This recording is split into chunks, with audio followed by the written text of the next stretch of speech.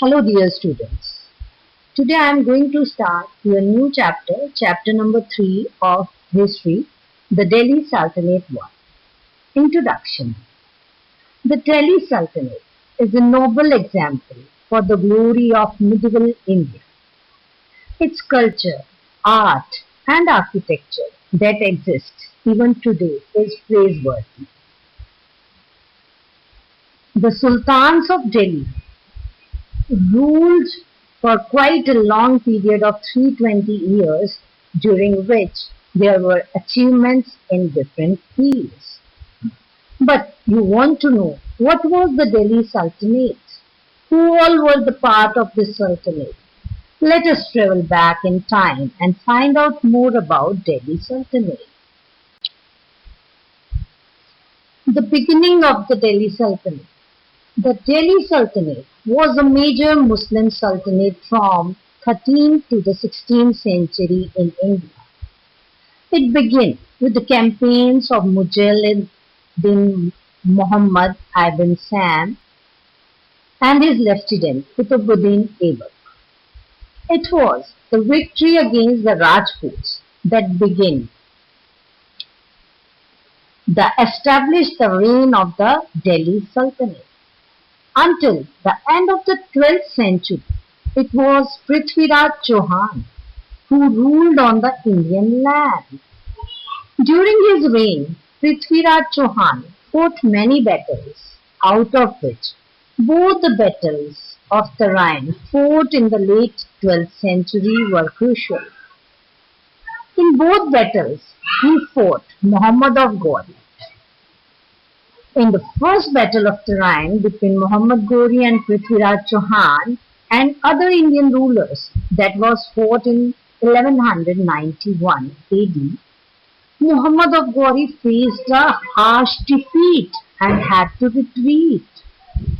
And in the second battle that was fought in 1192 AD, he returned and fought with more reinforcements and a stronger army, with an intention to defeat the Rajputs, and succeeded in doing so. This defeat ended the Rajput supremacy in North India and gave way to Turkish emperors to establish themselves in the subcontinent. So, the period between 1206 AD and 1526 AD is known as the Delhi Sultanate in Indian history, as the Muslim rulers who ruled during this period got the title of the Sultan and Delhi as their capital city. So, Delhi Sultanate as you see, saw the rise and fall of 5 dynasties. First dynasty is the Slave dynasty, period 1206 to 1290, the Khilji dynasty, the 1290 to 1320, the Tughlaq dynasty, 1320 to 1413, the Sayyid dynasty, 1414 to 1451, and the Lodi dynasty, 1451 to 1526. And in 1526, the Delhi Sultanate was absorbed by the emerging Mughal Empire. So, today we will discuss the Slave dynasty. The earliest 3 rulers of this dynasty are called the Mamluks or slaves. Because why we call them slaves? Because they were either slaves or the sons of the slave. So the whole dynasty is called the Slave dynasty. Here so many names were written: Qutbuddin, Ram Shah, Iltutmish, Mukhbiruddin, Rajia Sultan. But in your books few names were given. Means the important names were given. So you will do the important names only. So first ruler of the Slave dynasty was Qutbuddin Aibak.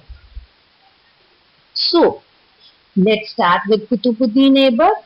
Muhammad of Ghori, after winning the second battle of Tarain with Prithviraj Chauhan, started his exploitation in India.